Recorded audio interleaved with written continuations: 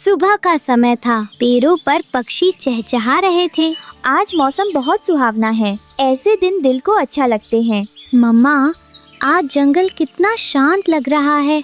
हाँ मम्मा, कोई शोर भी नहीं है।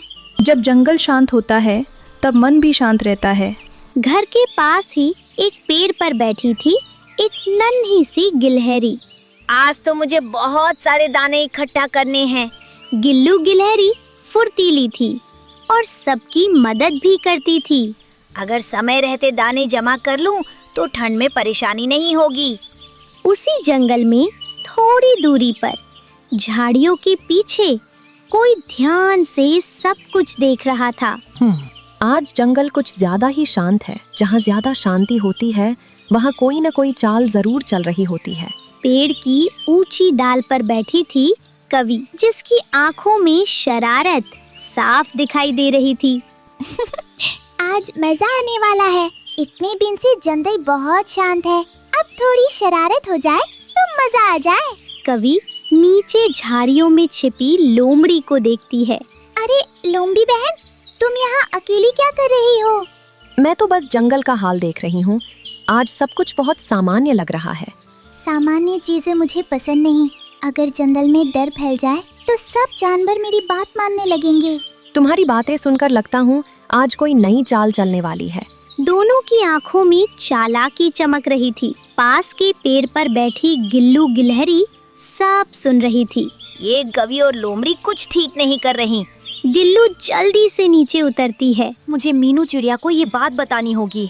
गिल्लू दौड़ती हुई मीनू चिड़िया के घर पहुंचती है। मीनू दीदी, मुझे डर लग रहा है। गोरी, कवि और लोमड़ी मिलकर कुछ योजना बना रही हैं। अगर ऐसा है तो हमें सावधान रहना होगा। थोड़ी देर बाद कवि ऊंचे पेड़ पर बैठकर जोर जोर से बोलने लगती है। जंगल में बहुत बड़ा खतरा आ गया है। खतरा? कैसा खतरा? मैंने अपनी आँखों से देखा है। जंगल में एक भयानक जानवर घूम रहा है। मम्मा, मुझे डर लग रहा है। क्या सच में कोई खतरा है? जंगल के जानवर डर के मारे इधर उधर देखने लगे। अब लोमड़ी आगे बढ़ती है। हाँ, मैंने भी उसके पैरों के निशान देखे हैं। वो बहुत खतरनाक है। अगर ऐसा है तो हम क्या करेंगे? जो मेरी बात मानेगा वही सुरक्षित रहेगा। कुछ जानवर लोमड़ी की बातों में आने लगे। ये सब झूठ है। ये लोग जंगल में डर फैलाना चाहते हैं। लेकिन डर के आगे सच्चाई कमजोर पड़ रही थी।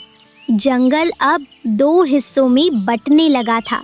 एक तरफ डर और दूसरी तरफ समझदारी। कवि और लोमड़ी की बातों का असर अब साफ दिखने लगा था। मीनू, मेरा मन बहुत घबरा रहा है। पहले जंगल मुझे अपना लगता था, अब हर आवाज से डर लगने लगा है। स्वीटू, डर से ज्यादा जरूरी है सच्चाई। बिना देख सुने किसी की बात मान लेना ठीक नहीं। मम्मा, अगर सच में कोई खतरनाक जानवर आ गया तो? हम सब छोटे हैं, हम क्या करेंगे? डर ने बच्चों के मन को भी बेचैन कर दिया था। काश कोई हमें साफ साफ बता दे कि सच क्या है। सबके डर के बीच एक छोटी सी गिलहरी हिम्मत जुटा रही थी। अगर सब यूं ही डरते रहेंगे तो कवि और लोमड़ी जीत जाएंगी। गिल्लू ने इधर उधर देखा, फिर गहरी सांस ली। मुझे खुद जंगल के अंदर जाकर देखना होगा। सच सामने लाना जरूरी है। गिल्लू, अकेले जाना खतरनाक हो सकता है। डर से बड़ा खतरा झूठ होता है और झूठ को सोचना ही पड़ेगा। इतना कहकर गिल्लू जंगल की घनी झाड़ियाँ की ओर बढ़ गई। यहाँ तो सच में कुछ अलग लग रहा है। उसे जमीन पर बड़े बड़े पंजों के निशान दिखे। ये निशान किसी छोटे जानवर के नहीं है। तभी झाड़ियों के पीछे से भारी सौंसों की आवाज आई। ये आवाज, ये तो सच में किसी जंगली जानवर की लगती है। लोमड़ी, जो अब तक चाल चल रही थी, अब खुद डरने लगी। डर के मारे कवि ने बिना सोचे समझे चिल्लाना शुरू कर दिया। बचाओ, जंगल में खतरा है। उसकी तेज आवाज से जंगल की शांति टूट गई। झाड़ियों में छिपा असली जंगली जानवर जाग गया और हिलने लगा। अब तो सच में खतरा आ गया। ये सब कवि की वजह से हुआ। मैंने तो बस मजाक किया था। मुझे नहीं पता था ऐसा हो जाएगा। हालात बिगड़ते देख मीनू चिड़िया आगे आई। सब मेरी बात सुनो, अगर हम सब मिलकर आवाज करें और एक दूसरे के साथ रहें तो कोई भी जानवर हमें नुकसान नहीं पहुंचा सकता। हाँ मम्मा, हम सब साथ रहेंगे, हम डरेंगे नहीं। सभी जानवरों ने एक साथ जोर जोर से आवाज करनी शुरू कर दी।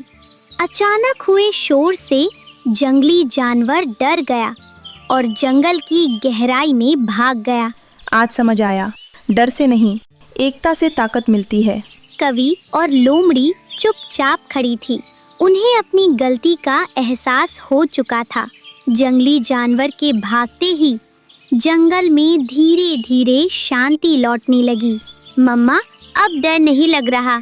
हाँ, सब फिर से ठीक हो गया। सबकी नजरें अब कवि और लोमड़ी की ओर थीं। कवि, जो कुछ भी हुआ वह तुम्हारी शरारत की वजह से हुआ। मीनू बहन, मुझसे बहुत बड़ी गलती हो गई। मैंने मजाक में डर फैलाया, लेकिन हालात बिगड़ गए। मैंने भी लालच में गोरी का साथ दिया। मुझे लगा सब मुझसे डरेंगे, पर मैं खुद डर गई। कवि की आंखों में अब शरारत नहीं बल्कि पछतावा था। आज समझ आ गया कि डर फैलाना कोई खेल नहीं होता। मैं आप सबसे माफी मांगती हूँ। गलती मान लेना ही सबसे बड़ी समझदारी है। जंगल के सभी जानवरों ने राहत की सांस ली। अगली सुबह जंगल में फिर से चहचहाहट गूंज रही थी। सूरज की रोशनी पेड़ों के बीच से झांक रही थी। आज जंगल फिर से अपना सा लग रहा है। हाँ, जैसे डर कभी था ही नहीं। अगर हम सब साथ रहें तो कोई हमें नुकसान नहीं पहुंचा सकता। बिल्कुल सही। एकता और समझदारी ही हमारी सबसे बड़ी ताकत है। और सच बोलने की हिम्मत हर जंगल को सुरक्षित बना सकती है। कवि और लोमड़ी ने सबके सामने वादा किया। आज के बाद मैं कभी झूठ या डर नहीं फैलाऊंगी। मैं भी अब चालाकी छोड़कर ईमानदारी से जंगल में रहूंगी। जंगल ने एक बड़ी सीख सीखी थी। जहाँ डर और झूठ होता है वहाँ खतरा बढ़ता है, लेकिन जहाँ एकता, सच्चाई और हिम्मत होती है वहाँ कोई भी खतरा टिक नहीं पाता। आसमान में घने काले बादल छाए हुए थे। लगातार हो रही बारिश से जंगल की हर राह भीग चुकी थी। मीनू चिड़िया एक डाल पर बैठी थी। उसका शरीर भारी था क्योंकि वो गर्भवती थी। तीनू जी, अब मुझसे ज्यादा उड़ान नहीं हो पा रही। मीनू, बस थोड़ा सा और, हमें सुरक्षित जगह ढूंढनी ही होगी। तेज हवा चली और पेड़ की टहनी हिलने लगी। मेरे अंडों का समय पास आ रहा है। इस बारिश में अगर सही जगह नहीं मिली तो सब मुश्किल हो जाएगा। कुछ नहीं होगा मीनू, मैं तुम्हारे और हमारे आने वाले बच्चों के साथ हूँ। हमें ऐसा जंगल चाहिए जहाँ शिकारी चील ना आए और घोंसला सुरक्षित रहे।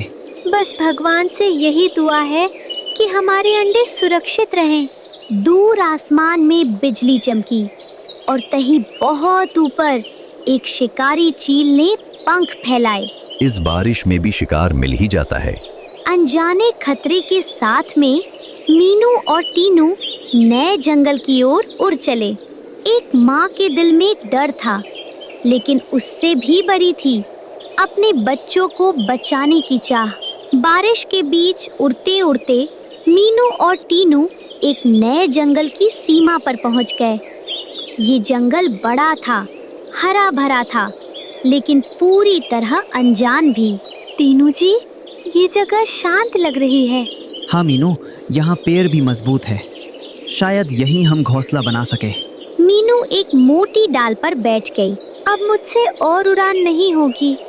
तुम आराम करो, मैं आसपास देखता हूँ। टीनू ने पास के पेड़ों का मुआयना किया। यहाँ घोंसला बनाना आसान होगा और बारिश से बचाव भी। अगर यहाँ हमारे अंडे सुरक्षित रहे तो इससे अच्छी जगह और क्या होगी। लेकिन दूर आसमान में कोई और भी इस जंगल को देख रहा था।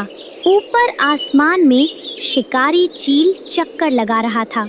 नया जंगल और नए पंछी। शिकारी चील की नजर नीचे बैठी मीनू चिड़िया पर पड़ी। लगता है ये चिड़िया भारी है, जरूर इसके अंडे होंगे। शिकारी चील ने दूर एक पेड़ पर बैठकर इंतजार करना शुरू कर दिया।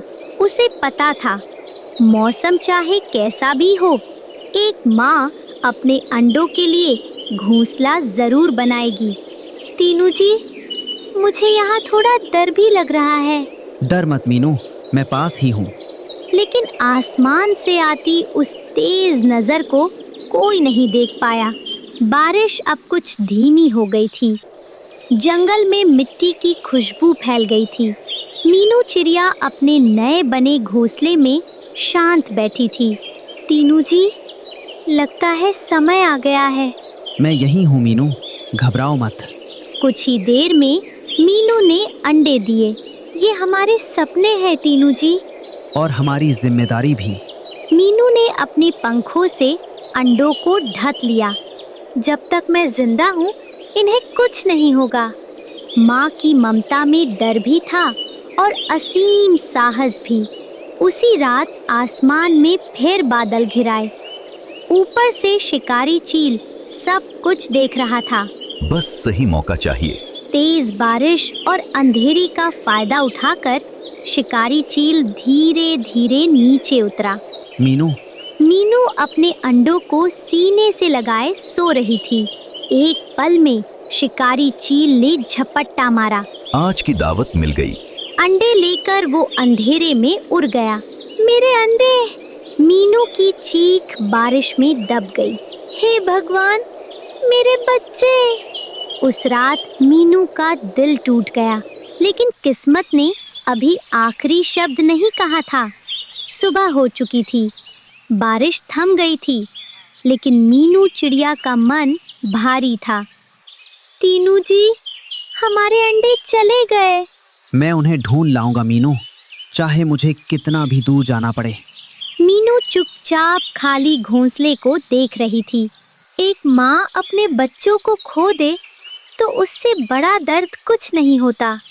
मीनू की आंखों से आंसू टपक पड़े। हमें हार नहीं माननी है। अचानक फिर से तेज बारिश शुरू हो गई। नदी का पानी बढ़ने लगा और जंगल में बाढ़ आ गई। तेज बहाव के साथ कुछ गोल गोल चीजें पानी में बहती दिखीं। तीनू जी, वो देखिए। ये तो हमारे अंडे हैं। बाढ़ के पानी ने चील के घोंसले को बहा दिया था। हे भगवान, आपने सुन ली। तीनू ने फुर्ती से उड़कर पानी से अंडों को बाहर निकाला। मीनू, हमारे बच्चे लौट आए। मेरी ममता हार नहीं मानती। मीनू ने अंडों को फिर से अपने पंखों में छुपा लिया। अब कोई इन्हें मुझसे दूर नहीं कर सकता। दूर आसमान में शिकारी चील टूटा हुआ घोंसला देख रहा था। आज किस्मत मेरे खिलाफ है। बारिश थम चुकी थी और मीनू की जिंदगी में फिर से उम्मीद लौट आई थी। अंडे वापस मिलने के बाद भी मीनू चिड़िया का मन पूरी तरह शांत नहीं था। तीनू जी, शिकारी चील फिर लौट सकता है। इस बार हम तैयार रहेंगे। तीनू ने घोंसले को और मजबूत करना शुरू किया। जब तक बारिश पूरी तरह खत्म नहीं होती, हम यही रहेंगे। मीनू ने अंडों को अपने पंखों से ढक लिया। मेरे बच्चों, मम्मी यही है। उसी समय दूर से किसी की आवाज आई। डरो मत बेटी, ये जगह सुरक्षित है। रानी की माँ! मैं सब देख रही थी। जब तक मैं हूँ, चील यहाँ नहीं आएगा। मीनू को पहली बार सुकून महसूस हुआ। अगली सुबह बारिश पूरी तरह रुक चुकी थी। सूरज की किरणें घोंसले तक पहुँचने लगीं। तीनू जी, देखिए, धूप निकल आई। ये अच्छा संकेत है मीनू। मीनू ने अंडों को देखा। थोड़ा और इंतजार, फिर हमारी दुनिया बदल जाएगी। दूर आसमान में शिकारी चील आखिरी बार चक्कर लगाकर चला गया। आज नहीं, शायद कभी और। घोंसले में फिर से शांति लौट आई थी। मुसीबत चाहे कितनी भी बड़ी क्यों ना हो, माँ की ममता और परिवार का साथ हर तूफान से बड़ा होता है। और इसी उम्मीद के साथ मीनू और टीनू की कहानी एक नई सुबह की ओर बढ़ चली।